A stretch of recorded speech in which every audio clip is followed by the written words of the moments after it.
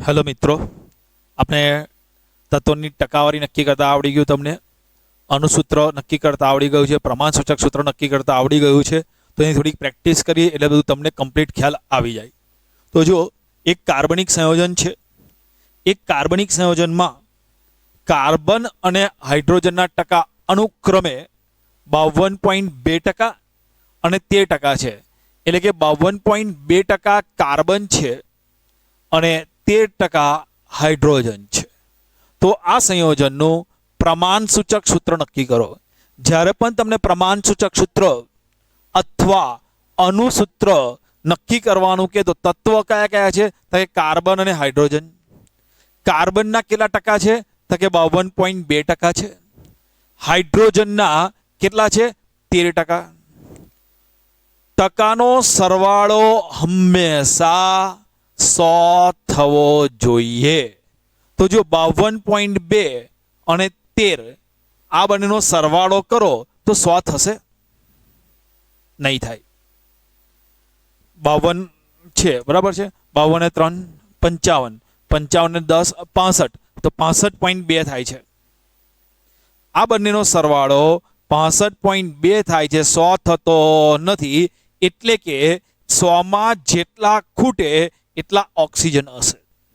તો યાદ રાખજો, તત્વોના ટકાનો સરવાળો હંમેશા 100 થવો જોઈએ। 100 ન થતો હોય તો 100માં જેટલા ખૂટેલા ઓક્સિજનના 60% એટલે 100 માઇનસ 52.2 વત્તા 13 એટલે જવાબ આવશે 34.8%। હવે જો ટકાનો સરવાળો 100 થયો, 52.2 વત્તા 13 વત્તા 34.8 એટલે ટકાનો સરવાળો કેટલો થઈ જશે? 100। તો યાદ રાખજો, તત્વોના ટકાનો સરવાળો હંમેશા 100 થવો જોઈએ। તો તમારામાંથી ટકા નક્કી થઈ ગયા। પછી એના મોલ સંખ્યા નક્કી કરવાની। તત્વોની મોલ સંખ્યા નક્કી કરવાનું સૂત્ર છે ટકા ભાગ્યા પરમાણુ ભાર। તો જો કાર્બનની મોલ સંખ્યા નક્કી હોય તો કાર્બનના ટકા કેટલા છે કે 52.2 ભાગ્યા કાર્બનનો પરમાણુ ભાર કેટલો છે 12, તો 52.2 ભાગ્યા 12 એટલે 4.25। હવે હાઇડ્રોજન છે, હાઇડ્રોજનના તત્વોની મોલ સંખ્યા ગણવી હોય તો હાઇડ્રોજનના ટકા કેટલા 13 ભાગ્યા હાઇડ્રોજનનો પરમાણુ ભાર કેટલો 1, 13 ભાગ્યા 1 એ જવાબ કેટલો આવશે 13। ઓક્સિજનના તત્વોની મોલ સંખ્યા ગણવી હોય તો ઓક્સિજનના ટકા કેટલા છે 34.8 ભાગ્યા ઓક્સિજનનો પરમાણુ ભાર કેટલો 16, તો 34.8 ભાગ્યા 16 એટલે 2.17। તો યાદ રાખજો, ટકા તમને ખબર પડી જાય તો ટકા ઉપરથી તમે તત્વોની મોલ સંખ્યા નક્કી કરી શકો છો। તત્વોની મોલ સંખ્યા નક્કી કરવા માટે કયું સૂત્ર છે યાદ રાખજો, ટકા ભાગ્યા પરમાણુ ભાર। તો તમને જે ટકા ખબર હોય એના ભાગ્યા પરમાણુ ભાર કરો તો તત્વોની મોલ સંખ્યા ખબર પડી જશે। તત્વોની મોલ સંખ્યા ઉપરથી તત્વોની સાપેક્ષ મોલ સંખ્યા ગણવાની। તો તત્વોની સાપેક્ષ મોલ સંખ્યા કેવી રીતે ગણવાની ધ્યાન આપજો। આ તત્વોના મોલ સંખ્યામાં સૌથી ઓછો જવાબ કયો છે એ જુઓ। તો જો આનો 4.25, આ 13 અને આ 2.17, તો સૌથી ઓછો જવાબ કયો કહેવાય 2.17। તો સૌથી ઓછા જવાબ વડે, સૌથી ઓછા મૂલ્ય વડે આ બધાને ભાગી નાખો। એટલે જુઓ, કાર્બનના તત્વોની મોલ સંખ્યા કેટલી છે 4.25 ભાગ્યા સૌથી ઓછો મૂલ્ય 2.17, હાઇડ્રોજનના ટકા 13 ભાગ્યા આ ત્રણમાં સૌથી ઓછા મોલ સંખ્યા 2.17, 2.17 ભાગ્યા 2.17, તો આનો 4.25 ભાગ્યા 2.17 એટલે 1.95 એટલે આશરે કેટલા કહેવાશે 2।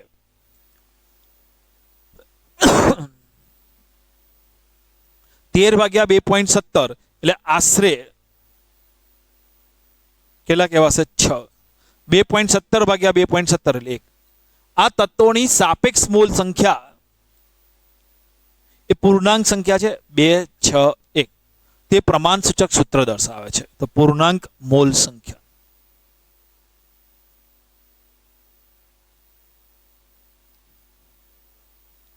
તો કાર્બન કેટલા 2, હાઇડ્રોજન કેટલા 6, ઓક્સિજન કેટલા 1। તો આ રીતે આપણને પ્રમાણસૂચક સૂત્ર મળે છે। તો જ્યારે પણ પ્રમાણસૂચક સૂત્ર ગણવું હોય તો યાદ રાખજો ફોર્મ્યુલા ટકા। ટકામાં યાદ રાખજો, ટકાનો સરવાળો કેટલો 100 થવો જોઈએ. આપણને અહીંયા કાર્બન અને હાઇડ્રોજનના ટકા આપ્યા છે, આ બંનેનો સરવાળો 100 થતો નતો, એટલે અહીંયા ઓક્સિજન હાજર છે. તો ઓક્સિજનના ટકા કેવી રીતે ગણવાના? તો કે 100 માં જેટલા પણ ખૂટતા હોય એટલા ઓક્સિજનના ટકા. તો ઓક્સિજનના ટકા કેટલા થઈ ગયા? 34.8. તત્વની મોલ સંખ્યા કેવી રીતે ગણવાની? તો કે ટકા ભાગ્યા પરમાણુ ભાર. આ ટકા ભાગ્યા પરમાણુ ભાર, તો કાર્બનનો પરમાણુ ભાર 12, હાઇડ્રોજનના ટકા 13, એનો પરમાણુ ભાર 1, ઓક્સિજનના ટકા 34.8 ભાગ્યાનો પરમાણુ ભાર 16. તો તમને આ જવાબ આવી જાય. સૌથી ઓછી સંખ્યા વડે બધાને ભાગી નાખો, આ બધાને સૌથી ઓછી સંખ્યા વડે, તો તમને સાપેક્ષ મોલ સંખ્યા મળશે. સાપેક્ષ મોલ સંખ્યાનો પૂર્ણાંક લઈ લો એટલે એના પરથી તમને પ્રમાણ સૂચક સૂત્ર મળશે.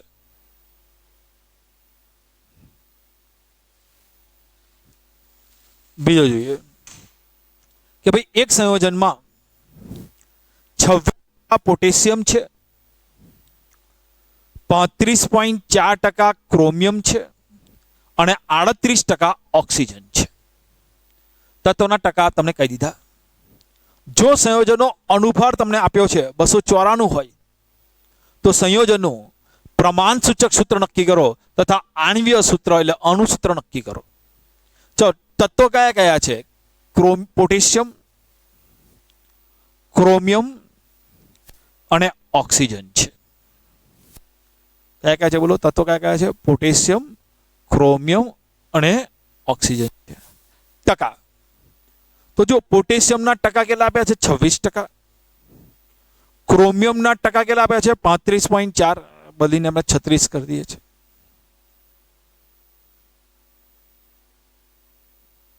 36% ક્રોમિયમ અને 38% ઓક્સિજન છે. પરમાણુ ભાર, પોટેશિયમનો પરમાણુ ભાર 39 છે, પ્રશ્નમાં આપેલો હોય આમ, પણ વારંવાર આપણે ઉપયોગ કરીએ તો યાદ રાખી દેવાનો કે પોટેશિયમનો પરમાણુ ભાર 39 છે, ક્રોમિયમનો પરમાણુ ભાર 52 છે અને ઓક્સિજનનો પરમાણુ ભાર 16 છે. ચલો, તત્વોની મોલ સંખ્યા ગણવી તો સૂત્ર કયું હતું? ટકા ભાગ્યા પરમાણુ ભાર. તત્વની મોલ સંખ્યા ગણવી હોય તો સૂત્ર છે ટકા ભાગ્યા પરમાણુ ભાર. તો જો તો પોટેશિયમના ટકા કેટલા? 26 ભાગ્યાનો પરમાણુ ભાર 39, તો જવાબ આવે છે 0.66. ક્રોમિયમના ટકા કેટલા? 36%.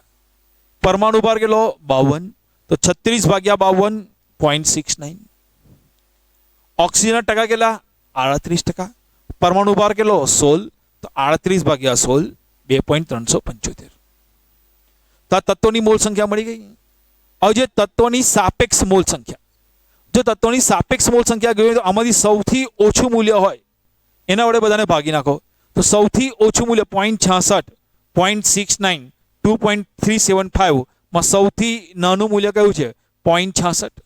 તો 0.66 વડે બધાને ભાગી નાખો. તો 0.66 ભાગ્યા 0.66 1, 0.69 ભાગ્યા 0.66 1.04, 2.375 ભાગ્યા 0.66 3.59. હવે એકની પૂર્ણાંક સંખ્યા એક જ છે, 1.04 ની પૂર્ણાંક સંખ્યા 1 છે, પણ 3.59 ની પૂર્ણાંક સંખ્યા કેટલી થશે? તમે નિગ્લેક્ટ ના કરી શકો ને. તો એવું કરી કે દરેકને 2 વડે ગુણી નાખીએ. એકને બદલે કેટલા થઈ જશે? અહીંયા 2, એકના બદલે 2, અહીંયા 3.5 ને 2 વડે 3.59 છે અને 2 વડે ગુણો 7.19, એટલે આશરે કેટલા આવશે? 7. તો પૂર્ણાંક સંખ્યા તમારે 2 થઈ ગયું, 2 થઈ ગયું, 7 થઈ ગયું. બરાબર સમજી લેજો. આમ જોવા જઈએ અહીંયા કેવું થાય છે, તમે આવું પણ કરી શકો 1:1:3.5. બીજી રીત બતાવું છું. આ 1 છે, આ 1 છે, આ 3.5, એટલે આવું કહેવાય 1:1:3.5 એટલે 7/2. દરેકને 2 વડે ગુણો તો કેટલો આવશે? 2:2:7. તો આવું અપૂર્ણાંક હોય, સમજો 1.04 એટલે આપણને ખબર છે 1.04 એટલે 1 તમે લખી દો તો ચાલે, પણ 3.5 ને બરાબર તમે 3.5 આવશે. તમે આશરે લખી શકો નહીં. પૂર્ણાંક સંખ્યા 3 કે 4 નહીં લખી શકાય, બરાબર એક્ઝેક્ટ વચ્ચે છે. તો આવા સમયે એને કોઈ સંખ્યા વડે ગુણો અને પૂર્ણાંકની નજીક લઈ આવો. તો આને 2 વડે ગુણી તો 7.19 આવે છે, એટલે નજીક કેટલા આવશે? 7. તો દરેકને 2 વડે ગુણવાના. પછી આને 2 વડે ગુણીએ તો આને પણ 2 વડે ગુણો, આને પણ 2 વડે ગુણો, અને પણ 2 ગણો. એક આ મેથડ. અથવા બીજી મેથડ આવી થાય 1:1:3.5. 3.5 એટલે 7:2, 7/2. 7/2 એટલે 3.5 થઈ જાય. અપૂર્ણાંક છે 7/2 એટલે ગુણ્યા 2 કરી દો 2:2:7, 2:2:7 એટલે કે ની સંખ્યા, પોટેશિયમની સંખ્યા કેટલી આવી? 2. ક્રોમિયમની સંખ્યા કેટલી આવી? 2. ઓક્સિજનની સંખ્યા કેટલી આવી? 7. તો પ્રમાણ સૂચક સૂત્ર કયું થશે? K2Cr2O7. આ પોઈન્ટ બધાને ખ્યાલ આવી ગયો. પૂર્ણાંક સંખ્યા લાવવાની, પૂર્ણાંક સંખ્યાવાળા લાવવા માટે તમે આ સંખ્યાને કોઈ પણ સંખ્યા વડે ગુણી શકો. એવું જરૂર નથી કે 2, 3 વડે ગુણો તો આ બધી પૂર્ણાંક સંખ્યા બની જાય છે. બધી આ જેટલી સંખ્યા છે બધી પૂર્ણાંક સંખ્યા બની જવી જોઈએ. ઓકે, ચલો. સંયોજનનું પ્રમાણસૂચક સૂત્ર પરથી પ્રમાણસૂચક સૂત્ર ભાર તો 2 ગુણ્યા કે પોટેશિયમનો પરમાણુ ભાર 39, 2 ગુણ્યા Cr નો પરમાણુ ભાર 52, 7 ગુણ્યા ઓક્સિજનનો પરમાણુ ભાર 16 તો 294 આવ્યો. આ પ્રમાણસૂચક સૂત્ર ભાર મળ્યો.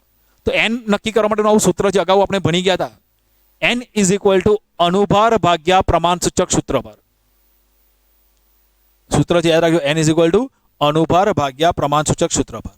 અનુભાર જે છે એ આપણને રકમમાં આપેલો છે. જુઓ, જો સંયોજનનો અનુભાર 294 હોય, 294 હોય, તો અનુભાર આપણને રકમમાં આપી દીધો છે 294. પ્રમાણસૂચક સૂત્રભાર આપણે પ્રમાણસૂચક સૂત્રભાર ગણ્યો તો કેટલો આવ્યો? 294. 294 ભાગ્યા 294 1. આ સૂત્ર આપણે લાસ્ટ લેક્ચરમાં ભણાયેલું તો યાદ રાખજો. હવે અહીંયા જુઓ, અનુસૂત્ર = n ગુણ્યા પ્રમાણસૂચક સૂત્ર. આવું એક સૂત્ર છે. અનુસૂત્ર = n ગુણ્યા પ્રમાણસૂચક સૂત્ર. n બરાબર કેટલા? 1. અને પ્રમાણસૂચક સૂત્ર કયું આપણે ગણ્યું? K2Cr2O7. તો K2Cr2O7 ગુણ્યા 1 એટલે કેટલો આવશે? K2Cr2O7. તો આ સંયોજનનું અણુસૂત્ર મળી ગયું K2Cr2O7. ચલો બીજો એક દાખલો જોઈએ. એક સંયોજન છે, એમાં કાર્બન, હાઇડ્રોજન અને નાઇટ્રોજન તત્વો ધરાવે છે. તો એક સમયમાં કાર્બન, હાઇડ્રોજન, નાઇટ્રોજન છે. તેના વજનનો ગુણોત્તર, આગળ ટકા નથી આપ્યા, વજનનો ગુણોત્તર 9:1:3.5 છે. એનો મિનિંગ શું થાય? આ 9 હોય તો આ 1, તો આ 3.5. આ 18 હોય તો આ 2, આ 7. એટલે આને 2 વડે ગુણો તો બધાને 2 વડે ગુણવાના, ફિક્સ નથી. આ 9 હોય તો આ 1, તો આ 3.5 છે. સંયોજનનો અનુભાર 108 હોય તો સંયોજનનું અણુસૂત્ર જણાવો. ચલો, કયા કયા તત્વો છે? કાર્બન, હાઇડ્રોજન અને નાઇટ્રોજન. તો જુઓ કયા કયા તત્વો છે. ચાલો ધ્યાન આપજો. કયા કયા તત્વો છે? કાર્બન, હાઇડ્રોજન અને નાઇટ્રોજન. એના વજનનો ગુણોત્તર કેટલો છે? 9:1:3.5. એટલે આ 9 હોય તો આ 1, તો આ 3.5 છે. આપણે જે છે એ મૂકી દીધા. આ 9 હોય તો આ 1 હોય તો આ 3.5. આ બધાના વજનનો સરવાળો કેટલો થશે? 9 + 1 + 3.5. તો 9 × 1 = 10 + 3.5 એટલે 13.5. હવે આખરે ટકા નથી આપે તો પેલા ટકા ગણવાના. તો ટકા કેવી રીતે ગણવાના એ આપણે પહેલા ભણી ગયા છે. કોઈના પણ ટકા ગણવા હોય તો એનું વજન ભાગ્યા સંયોજનનું વજન ગુણ્યા 100. જેના પણ ટકા ગણવા હોય એનું વજન ભાગ્યા સંયોજનનું વજન ગુણ્યા 100. તો તત્વનું વજન, બોલો તત્વનું વજન કેટલું છે? 9 ભાગ્યા આખા સંયોજનનું વજન કેટલું છે? 13.5 ગુણ્યા 100. તો તત્વનું વજન 9, સંયોજનનું વજન 13.5 ગુણ્યા 100 તો કેટલા આવશે? બોલો 66.66%. અહીંયા જો હાઇડ્રોજન, હાઇડ્રોજનનું વજન કેટલું છે? 1 ભાગ્યા સંયોજનનું વજન કેટલું છે? 13.5 ગુણ્યા 100 તો 7.407. નાઇટ્રોજનનું વજન કેટલું છે? 3.5 ભાગ્યા અનુભાર 13. આખા સંયોજનનું વજન 13.5 ગુણ્યા 100 25.92%. મતલબ કાર્બનના ટકા છે 66.66%, હાઇડ્રોજનના ટકા છે 7.407%, નાઇટ્રોજન છે 25.92%. પરમાણુ ભાર, કાર્બનનો પરમાણુ ભાર 12, હાઇડ્રોજનનો પરમાણુ ભાર 1, નાઇટ્રોજનનો પરમાણુ ભાર 14. તત્વોની મોલ સંખ્યા, જો તત્વોની મોલ સંખ્યા ગણવું હોય તો કયું સૂત્ર છે? ટકા ભાગ્યા પરમાણુ ભાર. તો કાર્બનના ટકા કેટલા છે? 66.66 ભાગ્યા પરમાણુ ભાર 12, તો 66.66 ભાગ્યા 12 એટલે 5.55. હવે હાઇડ્રોજન, હાઇડ્રોજનના ટકા કેટલા? 7.407. પરમાણુ ભાર કેટલો? 1, તો 7.407 ભાગ્યા 1 એટલે 7.41 આશરે કહેવાય. નાઇટ્રોજન છે એના ટકા કેટલા 25.92, પરમાણુ ભાર કેટલો 14, 25.92 ભાગ્યા 14 1.85. તો તત્વની સાપેક્ષ મોલ સંખ્યા ગણો તો આમાં સૌથી નાનું મૂલ્ય છે એ નાના મૂલ્ય વડે બધાને ભાગી નાખો તો સૌથી નાનું મૂલ્ય કયું છે 1.85. તો બધાને 1.85 વડે ભાગી નાખો તો 5.55 ભાગ્યા 1.85 એટલે 3, 7.41 ભાગ્યા 1.85 એટલે 4, 1.85 ભાગ્યા 1.85 1. તો આ પૂર્ણાંક સંખ્યા મળી ગઈ. તો કાર્બનમાં કેટલા છે 3, હાઇડ્રોજન 4 અને નાઇટ્રોજન 1. તો આનું પ્રમાણ સૂચક સૂત્ર થયું C3H4n. તો આ સંયોજનનું પ્રમાણ સૂચક સૂત્ર થયું C3H4n. તો સંયોજનનું પ્રમાણ સૂચક સૂત્ર ભાર, તો પ્રમાણ સૂચક સૂત્ર પરથી પ્રમાણ સૂચક સૂત્ર ભાર નક્કી કરાય. તો 3 ગુણ્યા કાર્બનનો પરમાણુ ભાર વત્તા 4 ગુણ્યા હાઇડ્રોજનનો પરમાણુ ભાર 1 ગુણ્યા નાઇટ્રોજનનો પરમાણુ ભાર. કાર્બનનો પરમાણુ ભાર છે 12, હાઇડ્રોજનનો પરમાણુ ભાર 1, નાઇટ્રોજનનો પરમાણુ ભાર 14. 12 ગુણ્યા 3 36, 4 ગુણ્યા 1 4, 14 ગુણ્યા 1 14. આ બધાનો સરવાળો કરશો તો 54. પછી મારે એક સૂત્ર છે n નક્કી કરવા માટેનું અનુભાર ભાગ્યા પ્રમાણ સૂચક સૂત્ર ભાર. n ઇઝ ઇક્વલ ટુ અનુભાર. તો રકમમાં મને આપેલું છે એક કાર્બનિક સંયોજન છે એનો અનુભાર 108 છે. તો આનો અનુભાર 108, પ્રમાણ સૂચક સૂત્ર ભાર અહીંયા ગણ્યો 54. તો 108 ભાગ્યા 54 2. અમારે અનુસૂત્ર નક્કી કરવું હોય તો મારી પાસે સૂત્ર છે અનુસૂત્ર ઇઝ ઇક્વલ ટુ n ગુણ્યા પ્રમાણ સૂચક સૂત્ર. n બરાબર 2. પ્રમાણ સૂચક સૂત્ર કયું છે C3H4n ગુણ્યા 2 કરો તો 2 ગુણ્યા C3 C6, 4 ગુણ્યા 2 8, 1 ગુણ્યા 2 n. તો અનુસૂત્ર કયું મળશે C6H8n2 મળી ગયું છે. બરાબર ધ્યાનથી આ દાખલા કરી દો. આવતી વખતે આપણે રાસાયણિક પ્રક્રિયા પર આધારિત દાખલા ગણીશું. ઓકે, આટલું કમ્પ્લીટ તૈયાર કરજો. જે ડાઉટ હોય તો મને મોકલી આપજો, જે ડાઉટ હોય. ઓકે, મળીએ નેક્સ્ટ લેક્ચર.